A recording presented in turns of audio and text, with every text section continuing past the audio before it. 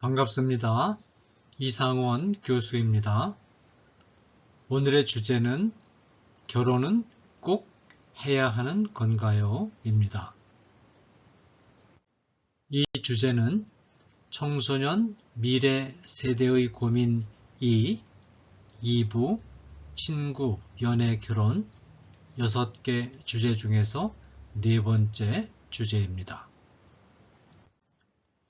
이런 질문이 제시되었습니다. 주위를 둘러봐도 요즘엔 이혼도 많고 독신도 많아지는 것 같아요. 그래서 결혼을 꼭 해야 하는지 의문이 드는데 하나님을 믿는 자녀들은 꼭 결혼해야 하는 건가요? 결혼하지 않고 혼자 살 수도 있지 않나요? 독신은 뚜렷한 사명 없이는 선택할 수 없는 일일까요? 네, 이 질문에 대한 저의 답변입니다. 남녀 간의 사랑과 결혼이 얼마나 중요한가는 하나님이 사람을 창조하시고 제일 먼저 주신 관계가 남자와 여자의 관계라는 점에서도 알 수 있어요. 인간관계는 남자와 여자의 관계에서 시작되었어요. 하나님은 아담과 하와를 창조하셨는데 아담은 남자였고 하와는 여자였죠. 두 사람의 관계는 처음부터 결혼관계였어요.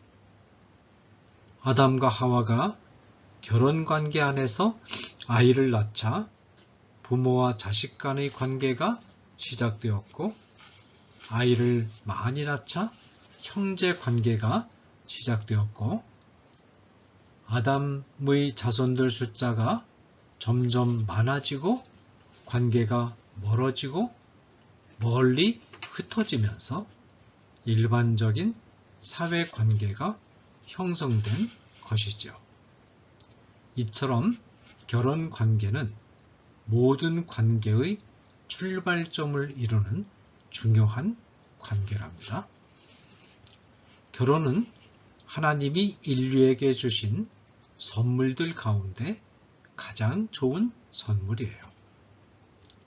몸이 아플 때, 마음이 힘들고 외로울 때 남편만큼 또 아내만큼 나를 따뜻하게 위로해주고 나를 붙들어줄 사람이 어디에 또 있나요? 그래서 전도서 저자는 사람이 이 세상에서 살아가는 삶이 온통 수고와 슬픔뿐인데 그런 슬프고 힘든 시간에도 즐겁고 행복한 시간이 두 가지가 있다고 말하고 있어요. 하나는 먹는 시간이고 다른 하나는 아내와 함께 사랑을 나누면서 사는 시간이에요. 내가 이에 내가 희락을 찬양하노니 이는 사람이 먹고 마시고 즐거워하는 것보다 더 나은 것이 해 아래에는 없습니다. 하나님이 사람을 해 아래에서 살게 하신 날 동안 수고하는 일 중에 그러한 일이 그와 함께 있을 것이니라. 전도서 8장 15절 말씀이죠. 내 헛된 평생의 모든 날 곧 하나님이 해 아래에서 내게 주신 모든 헛된 날에 내가 사랑하는 아내와 함께 즐겁게 살지어다. 그것이 내가 평생의 해 아래에서 수고하고 얻은 내 몫이니라. 전도서 9장 9절 말씀이에요. 예수님은 창세기 2장 24절에 있는 결혼의 질서가 얼마나 권위가 있는 질서인가에 대해서 다음과 같이 밝혔어요. 그런즉 이제 둘이 아니요 한 몸이니 그러므로 하나님이 짝지어 주신 것을 사람이 나누지 못할지니라. 마태복음 19장 6절 말씀. 예수님의 이 말씀에서 우리는 아주 중요한 점을 발견하게 돼요. 남자와 여자를 짝지어 주는 것은 하나님이 하신 일이에요. 이 말은 결혼은 하나님이 직접 세우신 질서라는 말이죠. 그러나 나누는 일은 사람이 한다고 되어 있어요.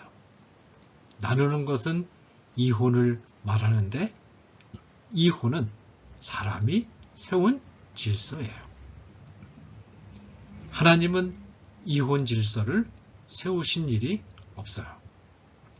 그런데도 요즘에는 사람들이 너무나 쉽게 이혼해요. 결혼하는 세 쌍의 부부 가운데 한 쌍은 이혼한다는 통계가 있어요.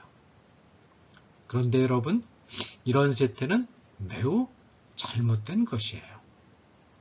하나님이 세우신 결혼 질서를 사람이 깨뜨리면 안 되니까요.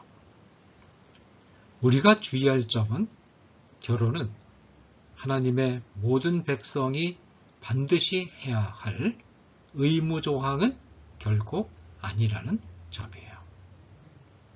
사도 바울은 고린도 교회 교인들에게 가능하면 결혼하지 않고 독신으로 혼자 사는 것이 좋다면서 독신 생활을 권장하고 있어요. 사도 바울은 아직 결혼하지 않은 사람들과 남편을 잃고 혼자 살게 된 과부에게 할 수만 있으면 결혼하지 말고 자기처럼 독신으로 지내기를 원한다고 말하고 있어요. 고린도전서 7장 7절에서 8절 말씀이에요. 그러면 독신으로 지낼 것인가 아니면 결혼을 할 것인가는 어떻게 결정해야 될까요? 그건 각 사람이 하나님으로부터 받은 은사에 따라서 결정하면 돼요. 나는 모든 사람이 나와 같기를 원하노라. 그러나 각각 하나님께 받은 자기의 은사가 있으니 이 사람은 이러하고 저 사람은 저러하니라. 고린도전서 7장 7절 말씀이에요. 사도 바울은 독신의 은사를 받은 사람이 따로 있다고 해요. 그러면 독신의 은사를 받은 것을 어떻게 확인할 수 있을까요? 독신의 은사는 각 사람의 사정에 맞게 하나님이 특별히 주시는 은사이기 때문에 성도들 자신이 하나님께 기도하는 가운데 찾아야 해요. 다음 몇 가지 조건은 독신의 은사를 받았는지의 가부를 판단하는데 도움이 될 거예요. 첫째로, 하나님을 너무나 사랑해서 자신의 마음을 오직 하나님 한 분과 하나님이 명령하신 일을 하는데 집중하고 싶다는 생각이 강하게 들면 독신의 은사를 받은 것으로 생각해도 될 것 같아요. 사도 바울은 복음을 전하라는 하나님의 명령이 너무나 중요했고 방해받지 않고 이 소명을 이루기를 원했기 때문에 독신으로 지냈어요. 둘째로, 하나님의 일이 아니라도 결혼 생활보다 더 중요하고 자기의 적성에 맞는 일이 있어서 이 일에 집중하고 싶은 생각이 강하게 들 때는 독신의 은사를 받은 것이 아닌가 생각해 볼 수 있어요. 결혼하면 아무래도 자기가 좋아하는 일에만 집중하기는 어렵죠. 결혼하면 자기가 하는 일에 쏟는 시간의 절반 정도는 아내나 남편을 위해서 써야 해요. 자기를 희생하겠다는 각오 없이 결혼하면 안 되죠. 제 아내는 신학대학원을 2등으로 졸업한 후 아주 똑똑한 여성이에요. 우리는 함께 유학하러 갔어요. 아내도 공부하길 원했어요. 그러나 저와 결혼한 후에는 공부를 계속할 수 없었어요. 둘이 같이 공부하기에는 돈이 너무 많이 들었기 때문이죠. 아내가 공부하면서 세 아이까지 키우는 일은 거의 불가능해요. 그래서 제 아내는 공부를 포기했어요. 아이들이 다 크고 난 지금 미루어 두었던 자기 일을 조금씩 하고 있죠. 그래요. 결혼 생활에는 당연히 희생이 따르지만 결혼해서 사랑하는 사람과 사랑을 나누고 자녀를 키우는 즐거움과 보람을 누리는 것은 축복된 일이에요. 그러나 결혼 생활보다 훨씬 더 보람있고 좋은 일이 있을 때는 결혼하지 않고 평생 그 일에 즐거운 마음으로 헌신하는 것도 훌륭한 삶이에요. 셋째로, 어떤 사람은 이성에게 별로 흥미를 느끼지 못하는 경우가 있어요.